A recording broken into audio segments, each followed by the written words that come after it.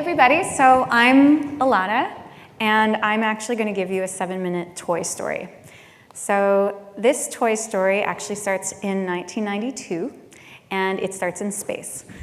Now, NASA was struggling with a really big HR issue. They were trying to hire some of the world's most creative rocket scientists and engineers, and they very quickly realized that they actually didn't know anything about creativity. So they enlisted a group of scientists to study creative thinking, or they reframed it as creative genius. So they took a group of 1,600 kindergarten students, and they tested them on something called creative genius. Now, to the scientists' surprise, but maybe not to the people in this room, can you guess what percentage of kindergarten students were considered creative geniuses? 80? 98%. Ooh. So this was very exciting for those scientists. So they followed these 4- and 5-year-olds, these kindergarten students, for another 5 years.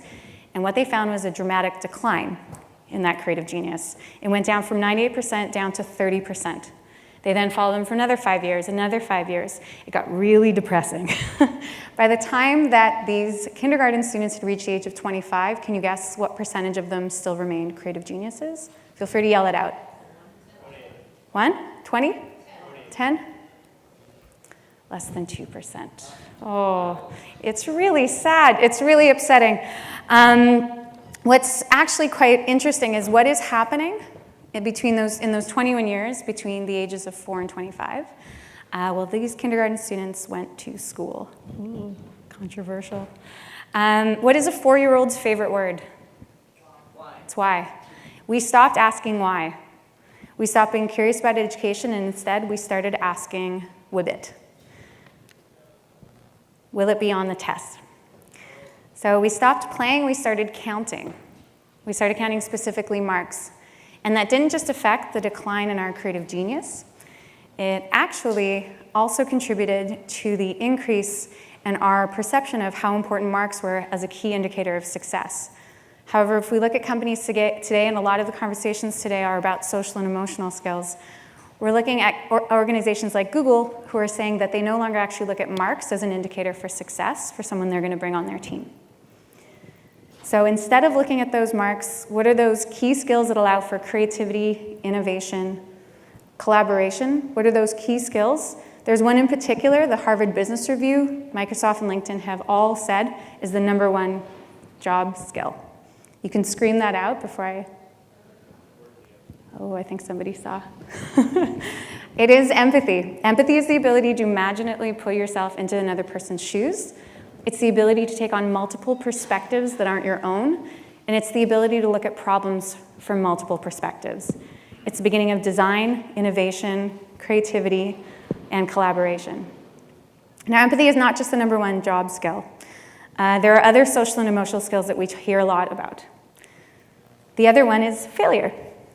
So we hear about this term, fail fast, fail often, which could be wonderful, except that we've been practicing for the last 21 years failure abstinence in schools.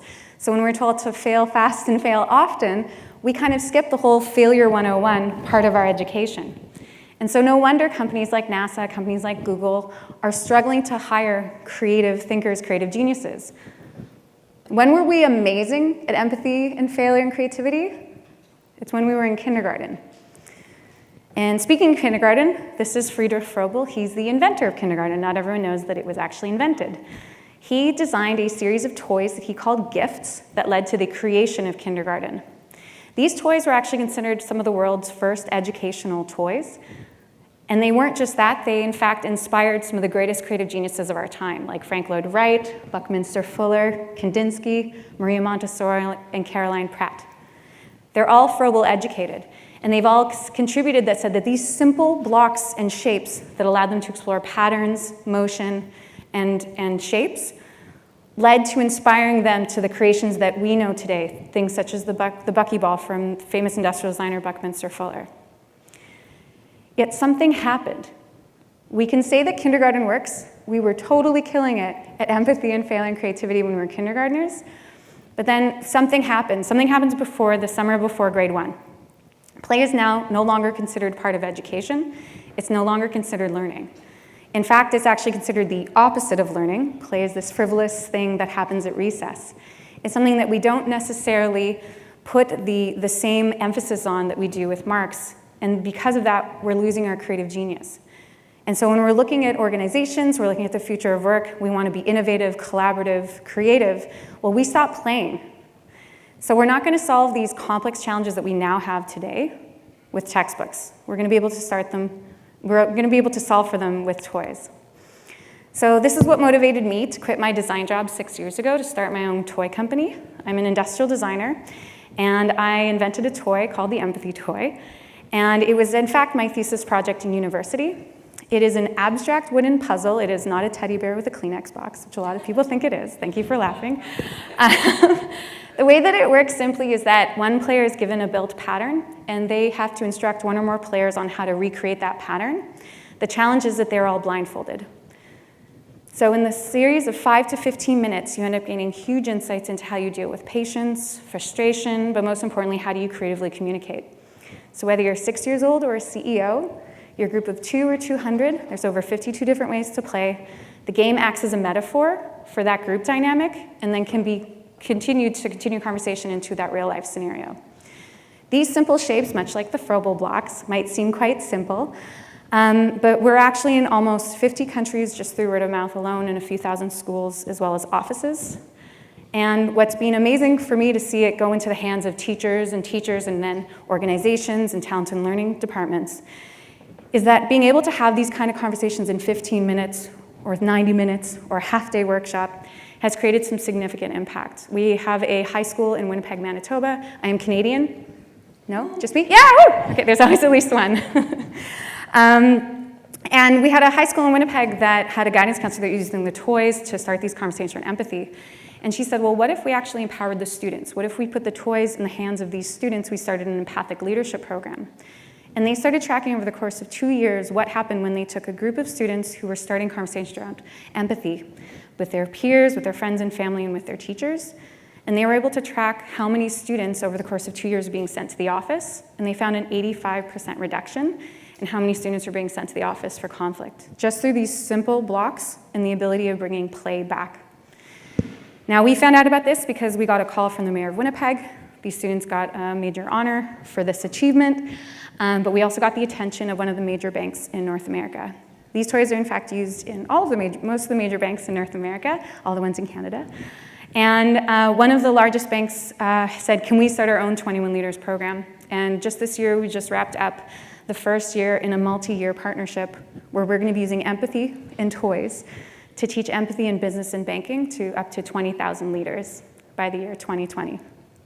So just these simple blocks can create really serious impact. Just a few months ago, I finished our second toy, which is a toy that teaches failure.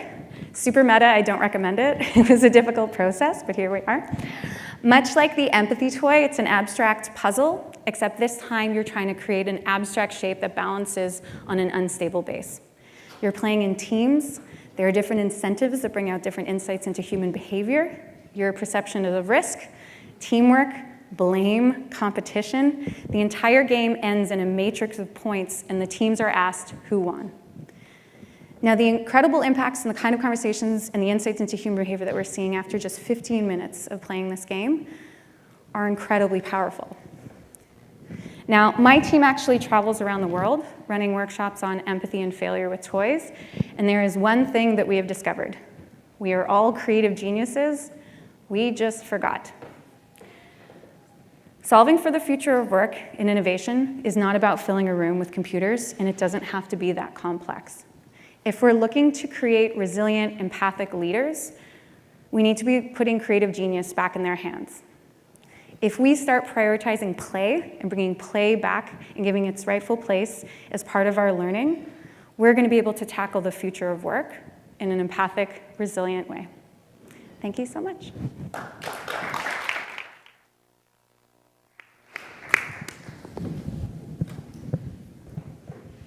My name is Morgan Mercer. I'm the founder and CEO of Vantage Point, and today we will be talking about what technology's role in solving societal problems is. So first, let's start off by diving into different types of technology, different types of platforms, and then looking at how emerging technology can create new solutions. So platforms. One common form of a platform is a cell phone. I'm sure everybody in here has one. And another form is a laptop, which again, I'm sure everybody has heard of. And it's no doubt how these have already come in and made our lives better, right? Gone are the days where you have to send somebody out to find a doctor. You can now call one on your phone. And with computers at our fingertips, we have the ability to access infinite amounts of information instantly. But how do platforms actually differ from technologies? There are platform-enabled technologies such as social media, and then there are also different types of technologies such as AI and natural language processing that act as enhancements to platforms by perhaps making platforms more human-like and more intelligent. So how have these technology and platforms being leveraged in conjunction created positive impacts on the world today? Well, first of all, let's start with social media. Social media is a phone and computer-mediated technology.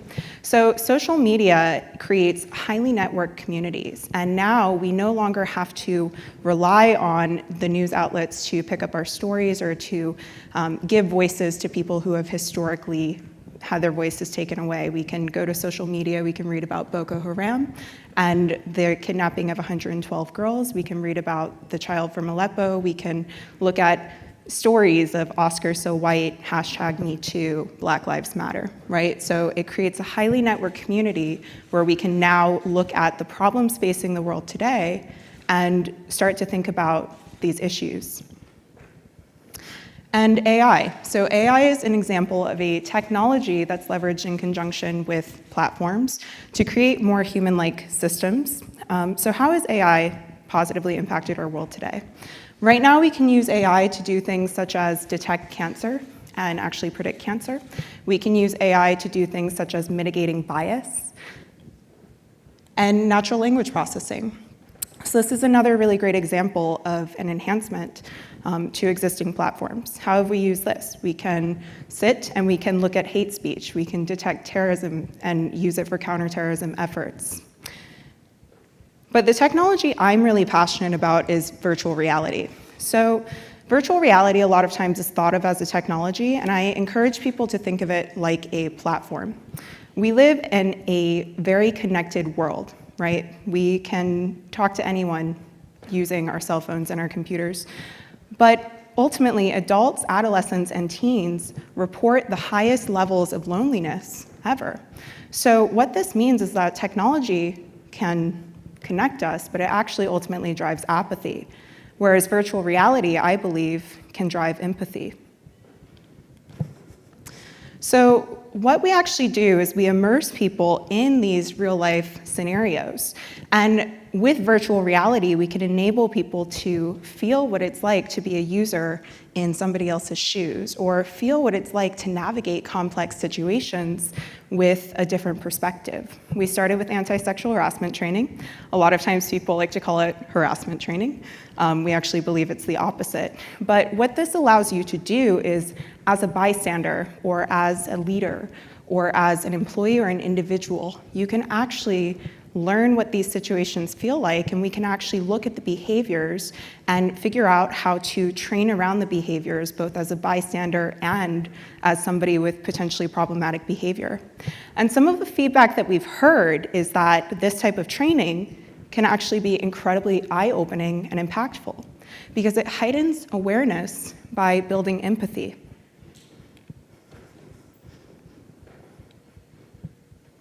And with prices of virtual reality headsets at $300 and dropping quickly, I am very excited about the impact that virtual reality is going to have on the future.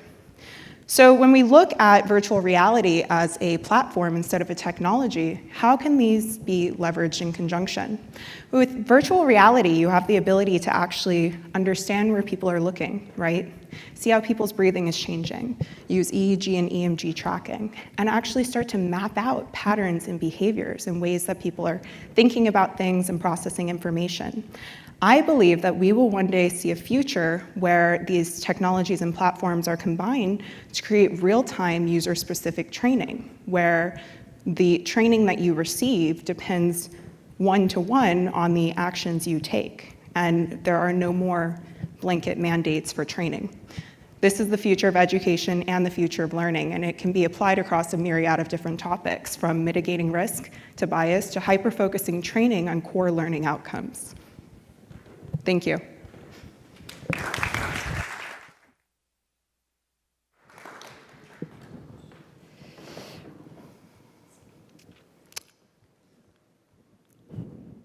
Yeah. I'm Krista Samaras, and I'm the founder and CEO of Brave Enterprises. And what we do is help people do hard things by playing outside of their comfort zone. So let's play. When I say breakdown, you say, huh. Breakdown. Huh. Breakdown. Huh. All right, you too. All right? you got you. All right? Good. When they say breakdown for the third time, you're going to clap your hands together, smile, nod, and say, ah. Okay? So phones down, notebooks aside, we're going to play. All right? So I say breakdown, you say, huh. I say breakdown, you say, huh. I say breakdown, you go, ah. Don't forget to smile. Don't forget to nod. Part of it is saying yes, okay? Breakdown. Breakdown. Breakdown. Ah. That was a little weak, but we're going to try it around two. For this, I want you to add two things. One, if you're sitting down, I want you to just come to the edge of your chair a little bit. Just to come to the edge of your chair. That's right, it's interactive. Right? Edge of your chair. Two, if you're next to somebody, you're going to use your elbows to nudge them a little bit. If you're not next to somebody, you're going to try to use your eyes to nudge somebody that you can see to your right and to your left. Cool, we'll see how this makes this grow. So I say breakdown, you say, huh. I say breakdown, you say, huh. I say breakdown, you go, ah. Okay? Encourage the people around you. Okay? All right, here we go. Breakdown. That's kind of lame, people. That's kind of lame. All right? Get into it. Breakdown. Breakdown. Breakdown. Ah, nudge. Look. All right. He's just smiling. I'm going to get you. All right. So in our work with nearly 4,000 people in the last 2 years, we have asked every single person the same question, from elementary school kids all the way up to corporate men and women. What is your biggest fear? And what we found is that prior to the age of 11, over 80% of biggest fears reported were threats to physical well-being, heights, bugs, the dark. Fears that even at 10 years old, kids could manage on their own. You could kill a bug and, if you're me, run away. You could come down from a tall place if you're scared of heights. You could turn on the lights. Now let's just think back to when you were 10 years old. When you were 10 years old, for me it was 1986, I was in 4th grade. My teacher was Mr. Pritchett. He was teaching us a new dance routine to Janet Jackson's Pleasure Principle, which had come out that year. And I was obsessed with learning, practicing, mastering a new move called the Cabbage Patch. Anyone? No? Okay. Well, it was a cool move back then. I was afraid of the dark. So every night I slept with the lights on. So when you were 10 years old, who was your teacher? What were you obsessed with learning about? What was your biggest fear? Now we know from our research that something happens to all kids around the age of 11, boys and girls. It's a dramatic shift to the question when we ask them, what is your biggest fear? From outside threats to physical well-being, bugs, heights, the dark, to inside threats to emotional well-being, failure, rejection, and feelings of inadequacy. Now this shift in outside threats to physical well-being, inside threats to emotional well-being is what we call the fear inflection point. You can see it shown here, hopefully. We are not yet teaching our kids how to deal with these emotional fears that now live inside. How do you kill the bug of failure? How do you come down from the tall place of rejection? How do you turn on the lights in the face of feelings of inadequacy? Now, at the same time these fears are changing, we see levels in self-reported bravery and self-reported confidence plunging in girls and in boys. And this is leaving room for these emotional fears to move in and to wreak havoc. Furthermore, we are telling teenagers, we are telling people to minimize their fears, be fearless, or worse, to not be afraid at all.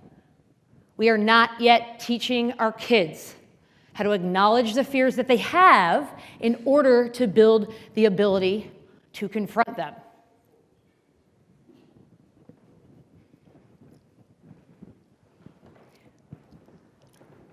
And what ignoring fear is doing, what spending any time trying to reduce or eradicate it is doing to our kids, what it's done to us, is to force us inward to deal alone. We take all this fear, and we're like, oh, fear, big fear, little fear. We stuff it all the way down into our pinky toe. We're like, I'm not afraid. I'm not afraid. Nope, not afraid. I'm definitely not telling anybody I'm afraid. And it boils. We boil with tension, stress, anxiety, depression. Why? Because we know our fear exists, right? We feel it inside. And we don't know how to practice dealing with it. Dealing with fear is what we call bravery. Breakdown. Breakdown. Breakdown. We're going to come back to it. The good news is there are 3 ways that we found that you can get more brave. And I'm going to teach them to you. I want you to tell everybody you know. First one is honesty with self. Identifying what it is that you are scared of. What is your big truth? What is your little truth? What are you afraid of in this room? What are you afraid of out there in the world? What are you afraid of in this little exercise we're trying to do? 2, taking brave action. How can you get in position to take a step to confront the thing that you're scared of? 3, witnessing brave action. How do you get your eyes up and out to recognize what people are doing that you're scared to do? Or they're doing things that you know they're scared to do. So we're going to play with this exercise one more time. We're going to apply these 3 principles in this exercise. And I'm going to ask you, honesty with self, what are you scared of in making this exercise a little bit bigger for you? Louder, broader, more smiley, more high, okay? How can you take brave action? I always say, like, get in your brave position, right? On the edge of your seats. If you just came in, get on the edge of your seats. Get your hands in position to clap. Get your smile in position to smile. Get your huh in position to huh. I thought it was funny, no? Okay. I was like totally into it. And finally, witnessing brave action. Can you work to inspire the people next to you and be open enough to letting them inspire you? Right? So we're going to try to go big with this. I'm going to say breakdown. You're in your position ready. Huh. I'm going to say breakdown. Huh. I'm going to say breakdown. And for like a really long period of time, you're going to be like, ah. And you're going to look at the next person. Ah, she's smiling. Ah. He's smiling. Ah. Okay? Here we go. Know what you're afraid of. Be ready to take brave action in the face of that. And work to inspire and be inspired by those around you. When I say breakdown, you say, huh. Breakdown. Breakdown. Breakdown. Ah. Not that loud, guys. But I'll take it. Thank you for playing and braving your fear with me.